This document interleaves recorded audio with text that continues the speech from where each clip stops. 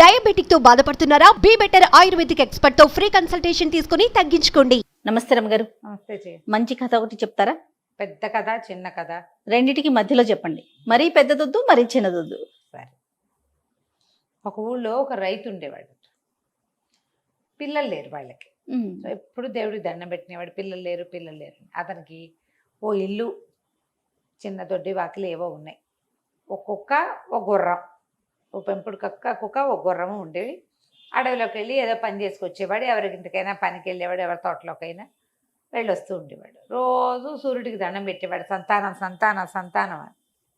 అయితే ఏమైంది, ఈ గుర్రము ఆడదే, కుక్క ఆడదే, వీళ్ళతో పాటే ఉండేవి. కొన్నాళ్ళు పోయాక అతను ఒకరోజు అడవి నుంచి తిరిగి వస్తుంటే ఒక చిన్న మామిడి చెట్టుకి 2 పళ్ళు కనపడ్డాయి. 2 ఉన్నాయి.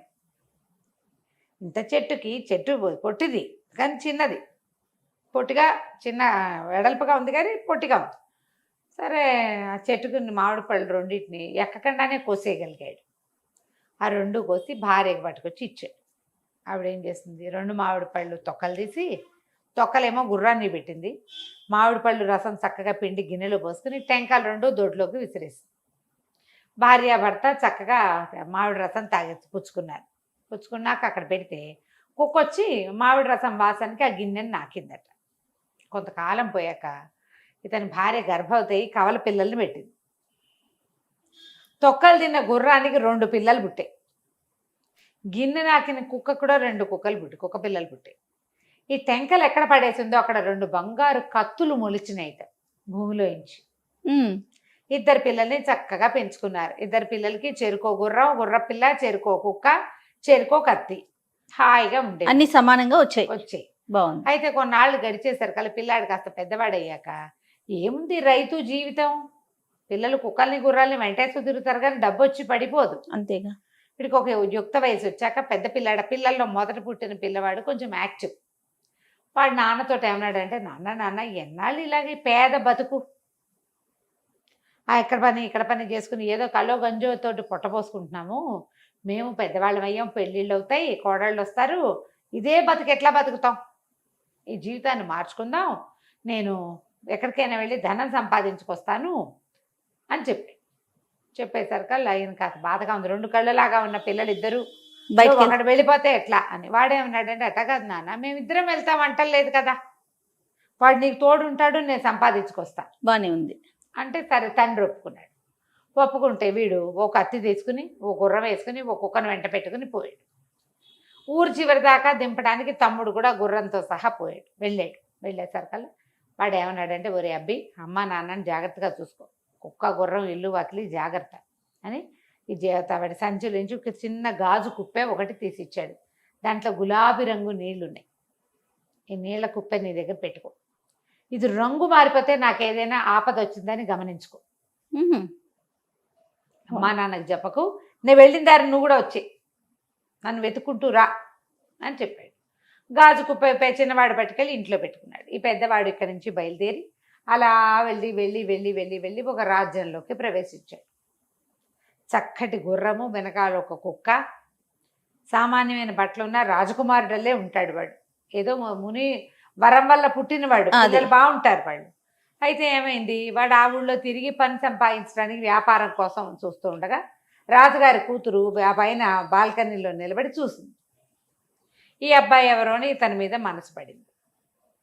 సరే, ఈ అబ్బాయి ఎవరు ఏమిటని రాజుగారు ఆరాధిస్తే ఫలానా కుర్రాడని తెలిసింది. వాడిని చూసి చాలా ముచ్చటపడ్డారు. వాడు బుద్ధిమంతుడుగా ఉన్నాడు.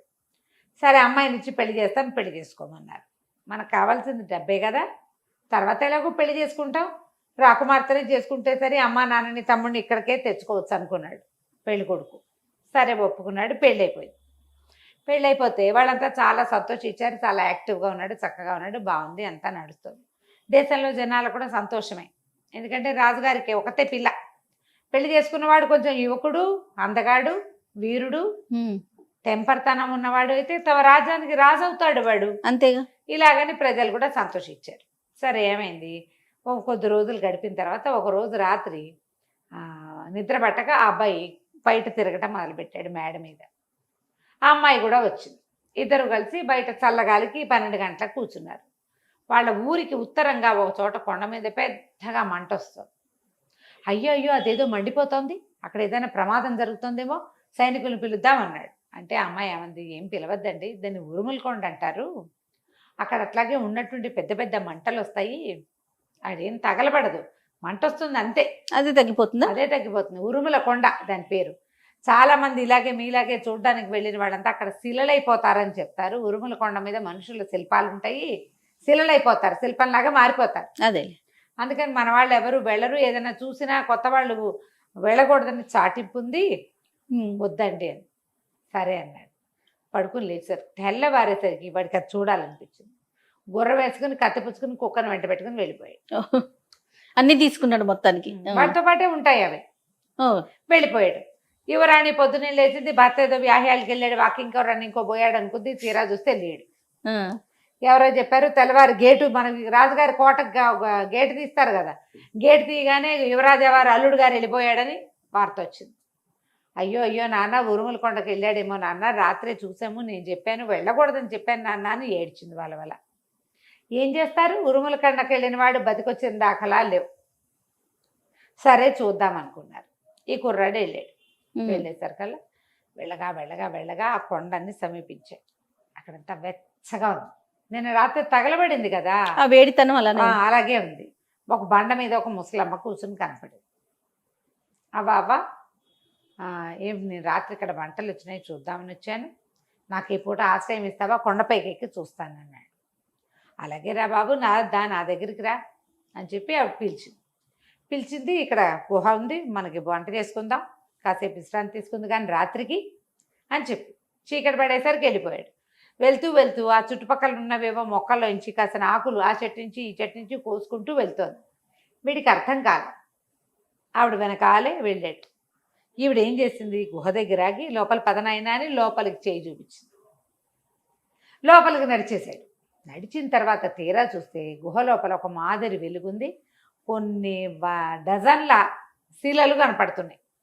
నిజమే అయితే రాకుమారి చెప్పింది. శిలలు కనపడితే మనిషి రూపాలలో ఉన్న శిలలు, శిల్పాల్లాగా లేవు, మనుషులే బిగుసిపోయి ఉన్నట్టు కనపడుతుంది. కళ్ళు మాత్రం మెరిసాయి, కళ్ళు చూస్తున్నాయి వాళ్ళవి ఇట్లా. రాతిలో కళ్ళు మాత్రం కదులుతున్నాయి, చూస్తున్నారు ఇట్లా ఇట్లా. నిర్ఘాంతపోయాడు. అమ్మో ఏదో జరుగుతుంది ఇక్కడ, మేము ఇక్కడి నుంచి వెళ్ళిపోవాలని ఒక్క అడుగు అయిపోయాడు. వెనక్కి అడుగు వేసిన మరుక్షణం వాడు రాయిగా మారిపోయాడు.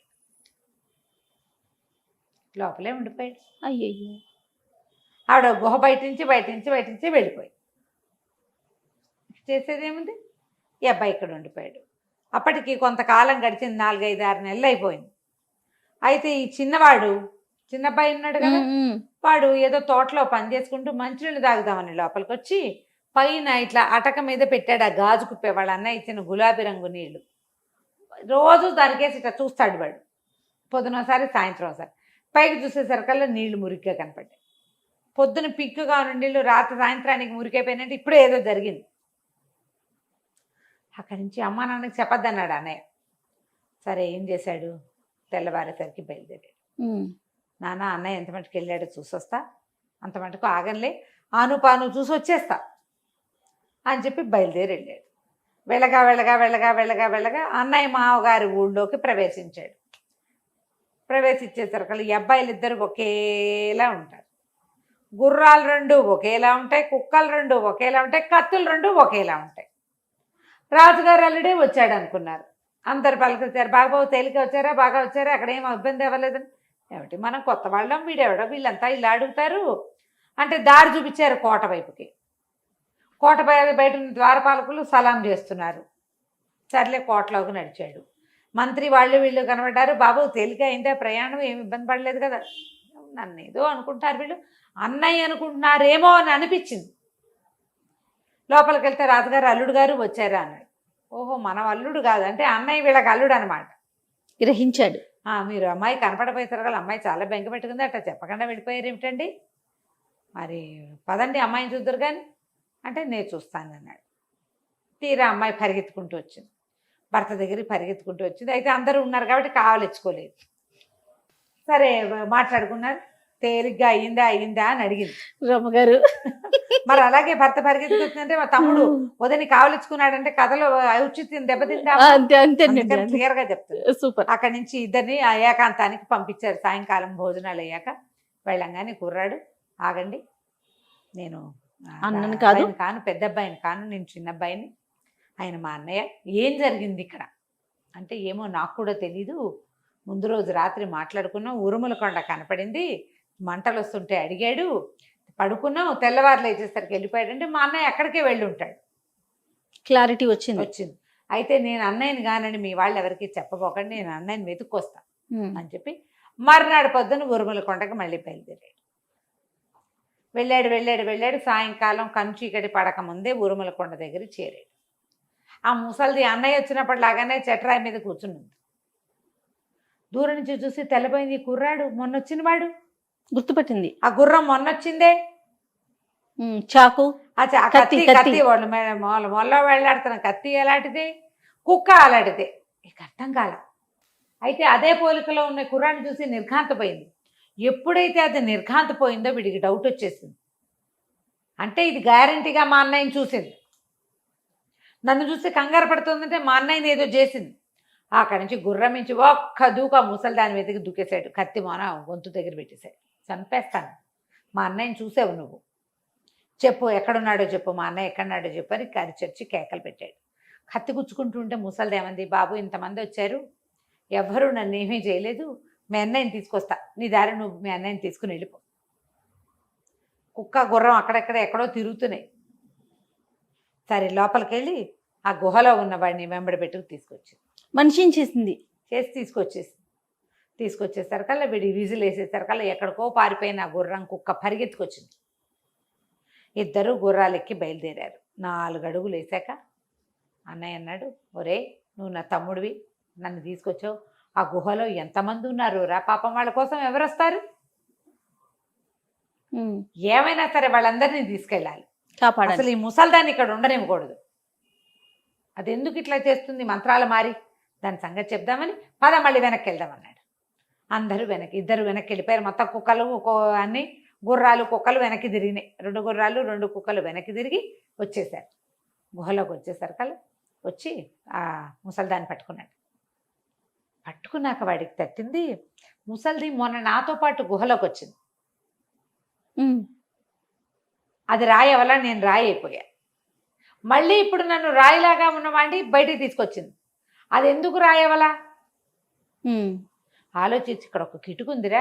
ఆ రోజు కూడా ముసల్ది ఏవో చెట్లాకులు తుంపి చేత్తో పుచ్చుకొచ్చింది. ఆ ఆకులు కనుక చేతిలో ఉంటే రాళ్ళు అవ్వం. ఇందాక చేసిందా అంటే కుర్రాడి చిన్నపిరాడి కూడా గుర్తొచ్చింది.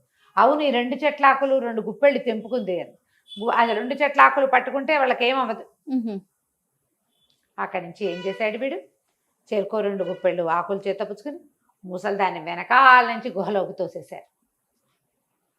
తోస్తే కానీ ముసలిది డామని పడింది గుహలోకి. మరుక్షణ రాయిలా మారిపోయింది.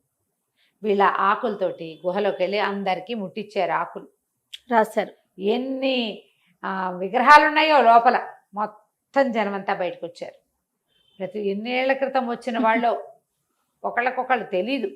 వాళ్ళందరూ వీళ్ళది మీదే ఊరంటే మీదే ఊరని చెప్పుకుంటున్నారు.